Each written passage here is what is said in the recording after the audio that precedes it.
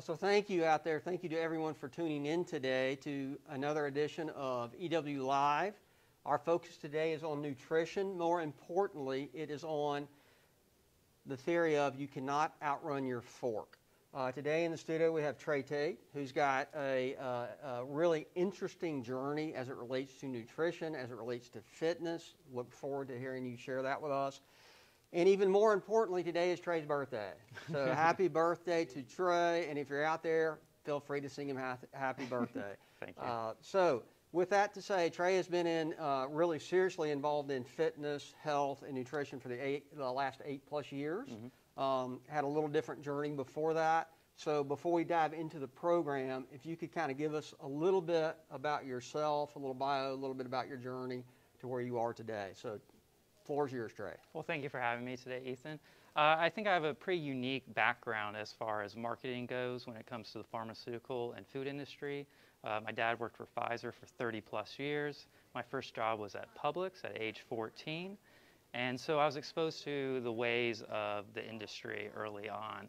I got my degree in health education at the University of Florida.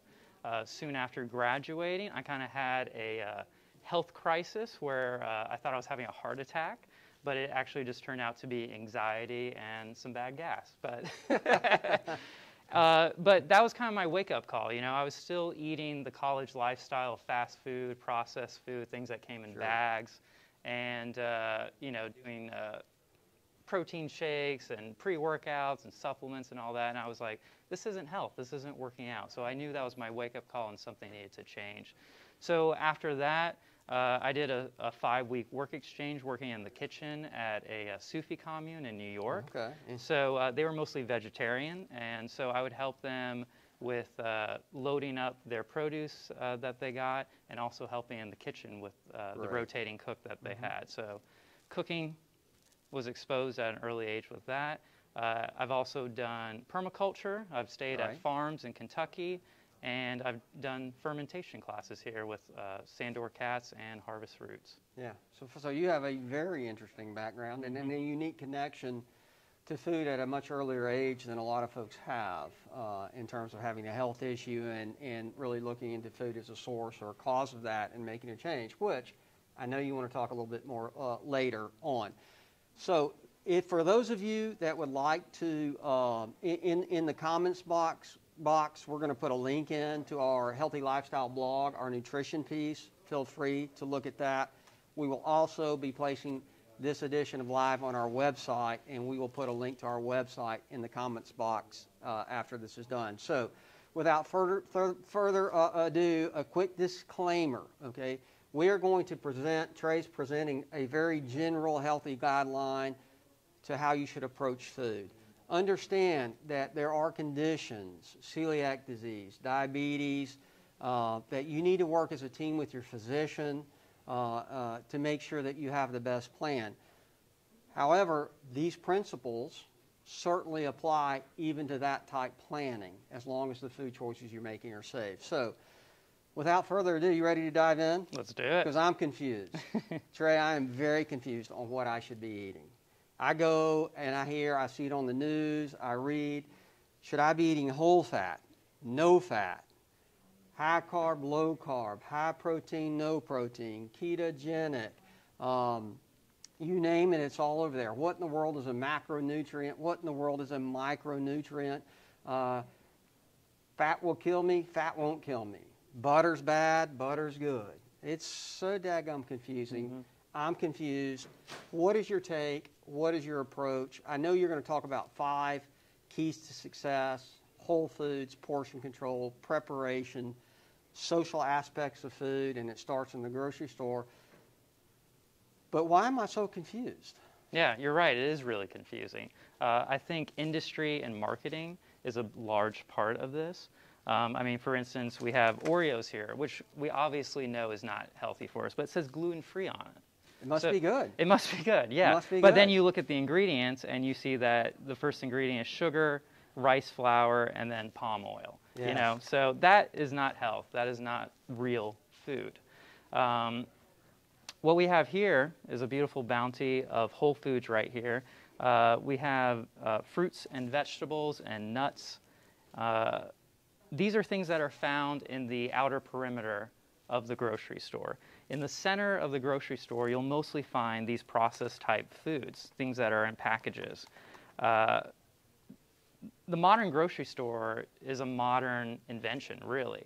Before that, people shopped in markets, Sure. They lived on farms, they were in communities together.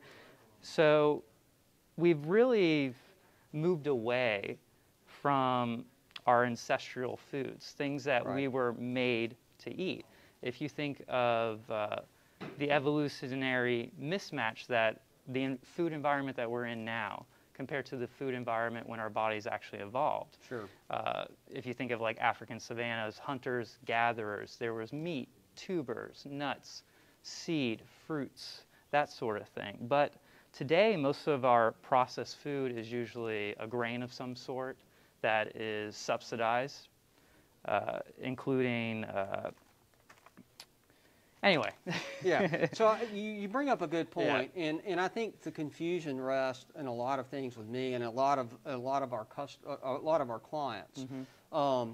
Look, 50, 60 years ago, I can remember it as a kid going in the grocery store with my mom, and there was a big no fat, no fat going on. Cut fat out of your diet, you'll be healthy. I remember the first cookies that were fat-free, which basically gave me a license to eat all that. And what we realized was people kept getting fatter, obesity, and then it seems to continue to cycle, and fat, and then it's carbohydrates, and now it's protein. I mean, I think that's a lot of my confusion is what's right, what's wrong. I mean, or what's going on with that? Yeah, I mean, like you said, we continue to kind of cycle and demonize the different micronutrients. So like you were saying, we were demonizing fat for the longest time. So in the 70s and 80s, we really were saying if you cut out the fat, then you'll be healthy. But in replacement of the fat, we injected all these processed carbohydrates. Right.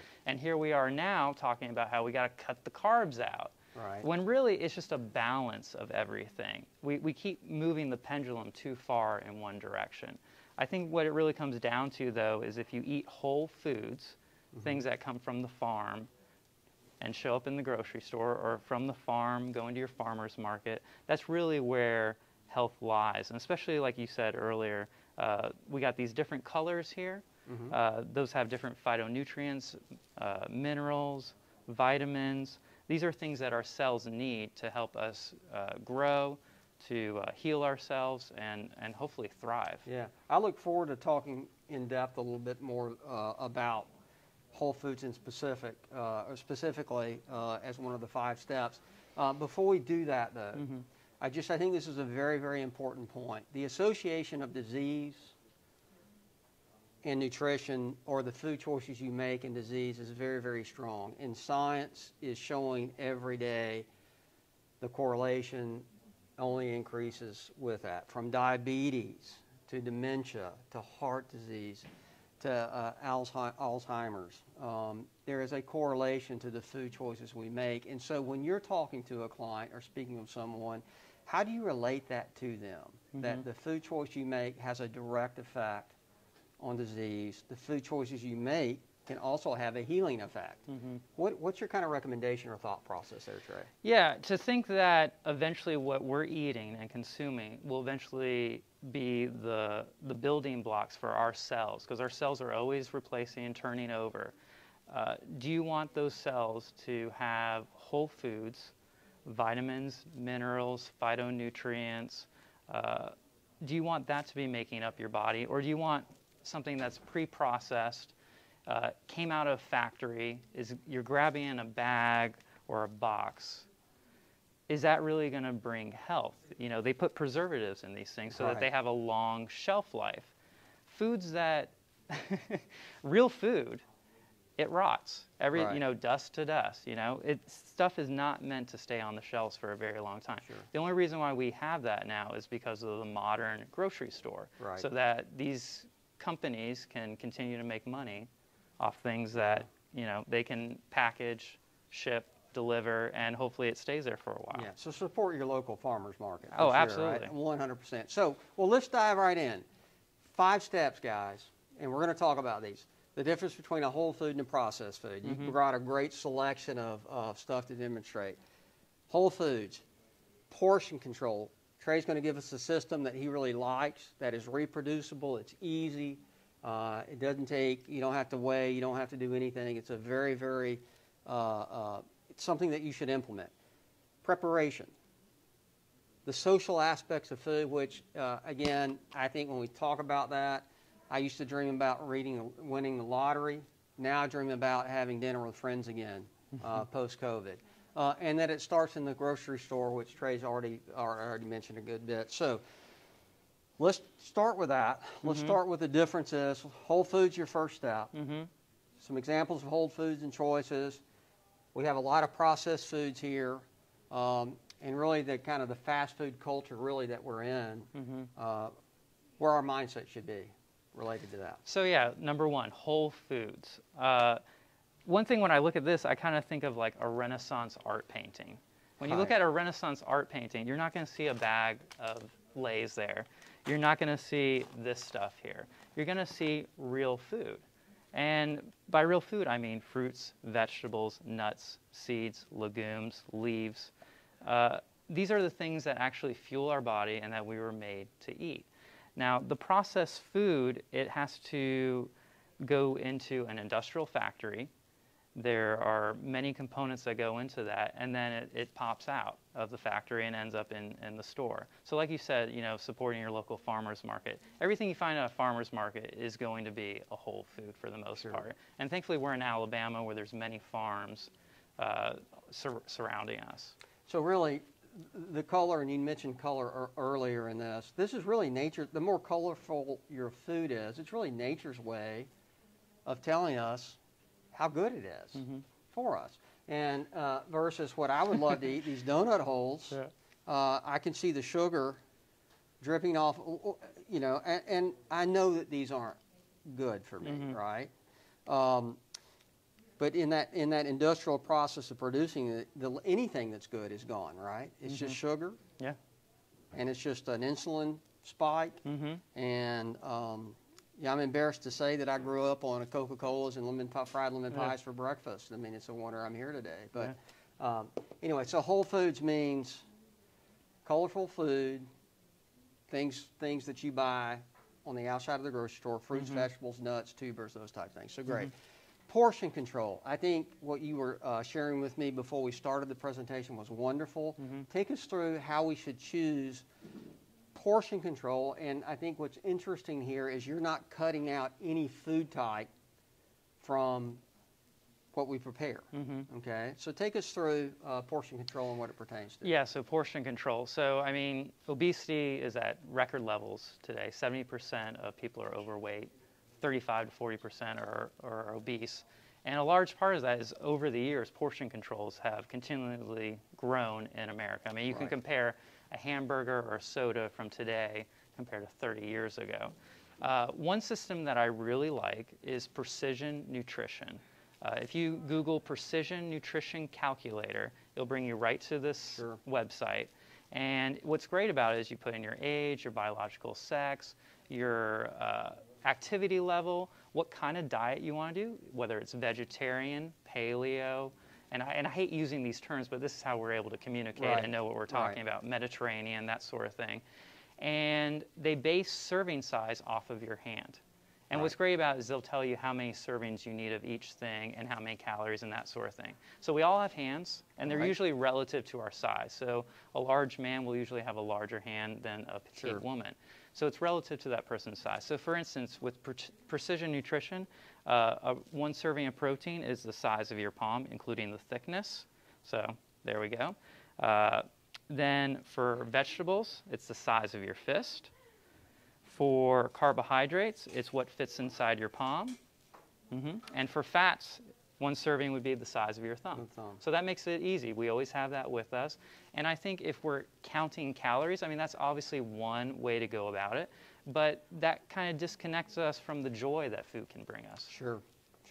Okay, so which leads us right into the next step, whole foods, portion control, preparation. What does that really mean? preparation.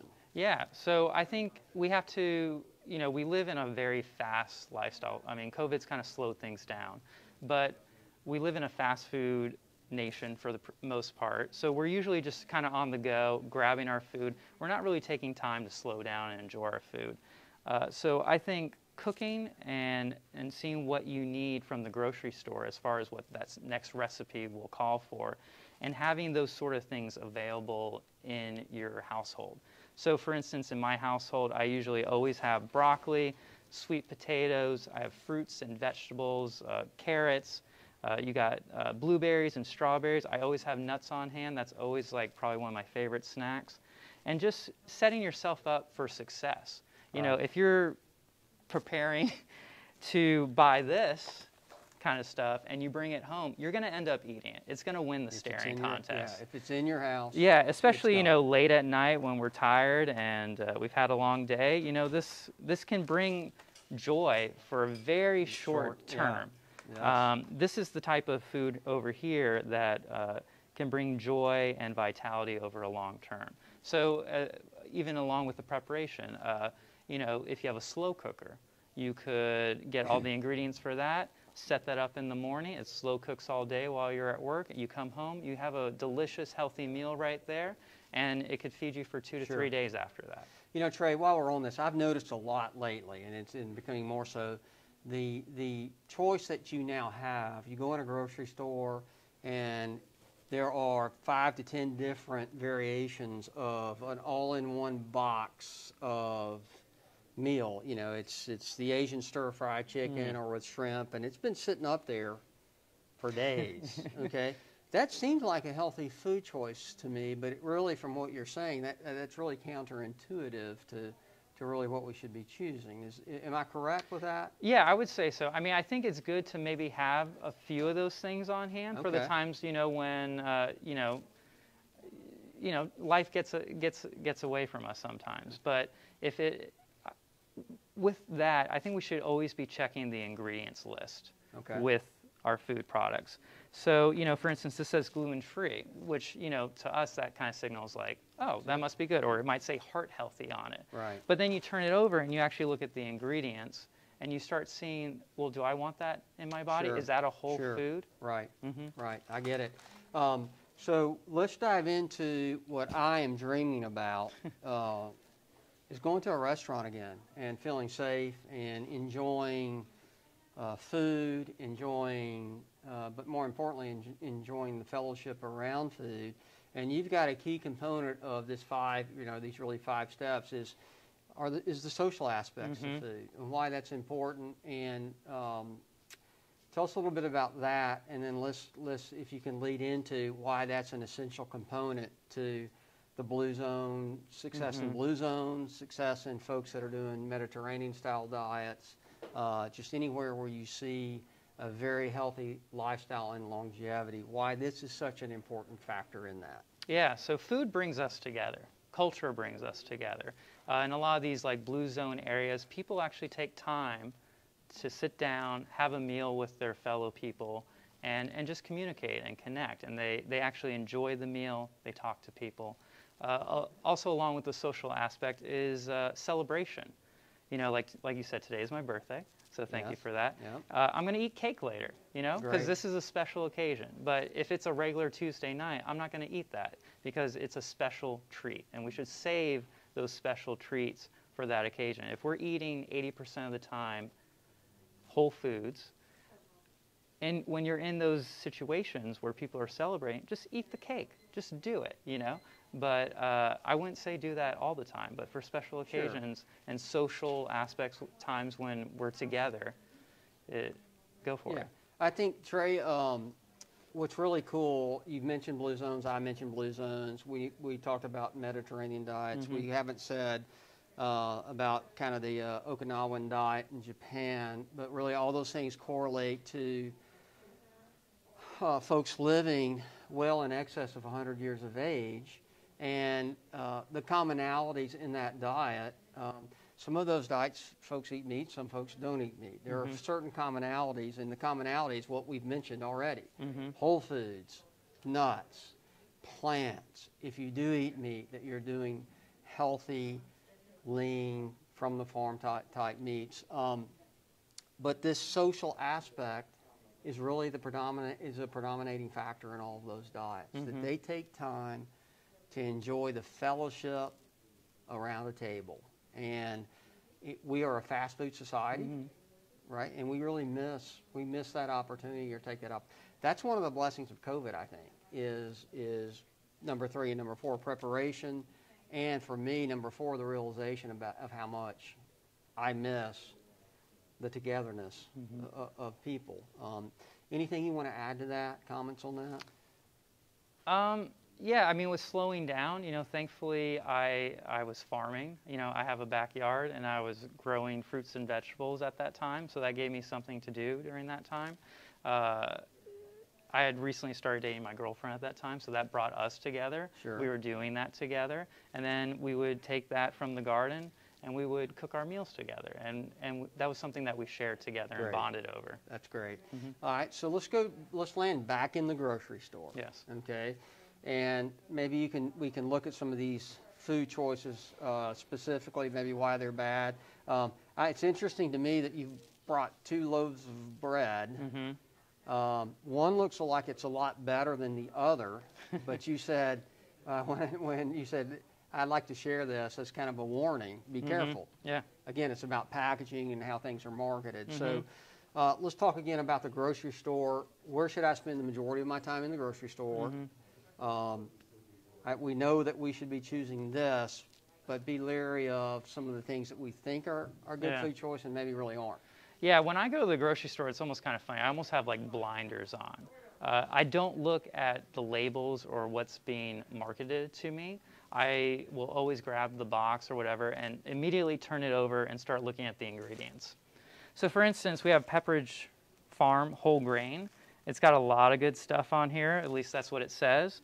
But then you kind of turn it over and it's got a bunch of preservatives in it. It's got soy lecithin, it's got monoglycerides.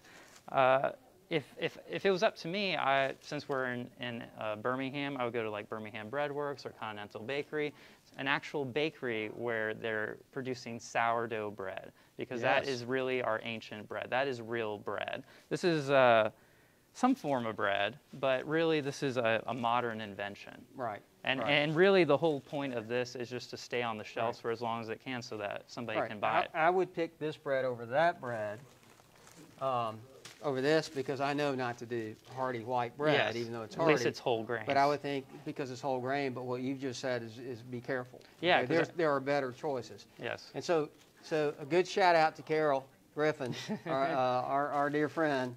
Go buy some sourdough bread from her. So that's fantastic. What about this Diet Coke right here? I mean, it says Diet Coke. I mean, I would think that that's good. No sugar, no calories. Yeah.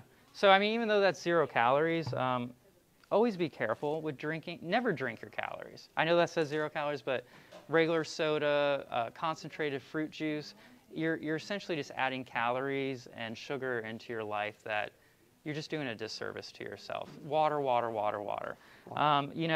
They have done studies on like aspartame and that sort of thing. It's kind of conflicting. Some people will say that it's safe, but there's also been studies that show that it can mess up your gut microbiome, and the microbiome is connected to our immune system. Sure. So just drink water. Right. I think it's clear that drinking Diet Cokes will not help you lose weight. No. In fact, it seems to go the other way. Okay. My favorite, my good old favorite, again, and Trey, I'm going to use what you said earlier about your birthday and cake. I love a Coca-Cola and Lay's potato chips. Okay. These are bad because undoubtedly this is the process of process. But in a celebratory, should I do this or should I never do this? Yeah, I mean, if you're at a gathering and there's a bowl of chips, go for it. I would say, don't drive yourself crazy. But if you're at home, don't bring this into your house. Don't eat this often.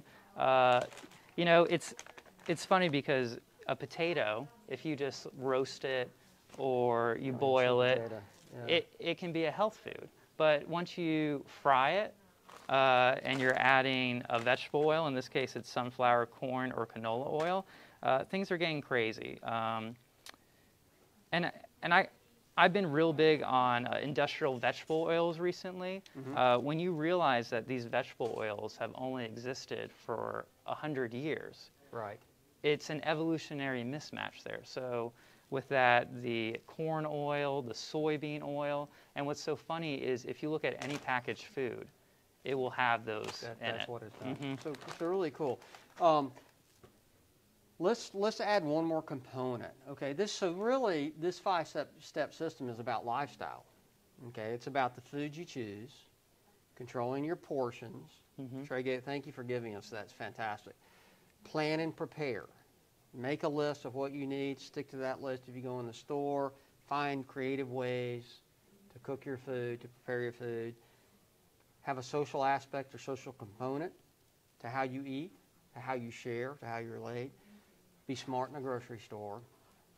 But I'd also like to talk about adding movement. Why movement with a sound nutritional lifestyle regimen becomes an unbelievable power and path towards a much healthier life, how you feel. Give us kind of your theory, your concept, how you relate to clients on why it's so important to incorporate both. Yeah, I think we were made to move. I mean, we thankfully live in a modern world where we don't have to work, where we have to expend calories to get our calories.